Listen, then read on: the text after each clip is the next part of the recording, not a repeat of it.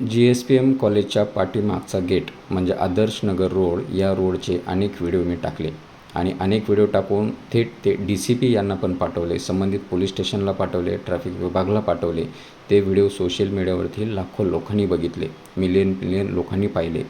पण हा सर्व तमाशा पोलीस डिपार्टमेंट गपगुमान डोळे झाकून माहिती नाही असं पाहते की काय, असा आता नागरिकाचा थेट सवाल आहे.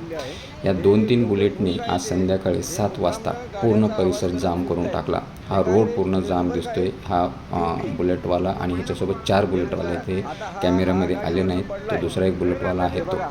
म्हणजे एका गाडीवरती 3-3, 4-4 मुलं, 100च्या स्पीडनं गाड्या आणि कर्णकर्कश आवाज बुलेटचा, म्हणजे पूर्ण परिसर यामुळे त्रस्त आहे.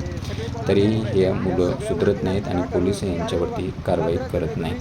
कारण यांच्या आईवडिलाचे यांच्यावरती कुठेतरी संस्कार कमी पडत आहेत आणि त्यामुळं हे लोकांना त्रास देत रस्त्याने फिरत आहेत. यामुळे यांच्या आईवडिलांनी त्यांच्याकडे लक्ष दिलंच पाहिजे. त्यासोबत पोलीस डिपार्टमेंटनी गुन्हे दाखल केले पाहिजे.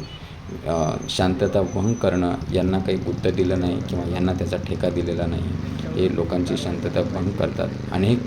हजारो लोकांना ह्या परिसरामध्ये त्रास होतो आणि हजारो कंप्लेंट दिल्यानंतरही हे मोकाट का फिरतात, हा माझा पोलीस प्रशासनाला थेट प्रश्न आहे. DCP साहेबांना थेट प्रश्न आहे.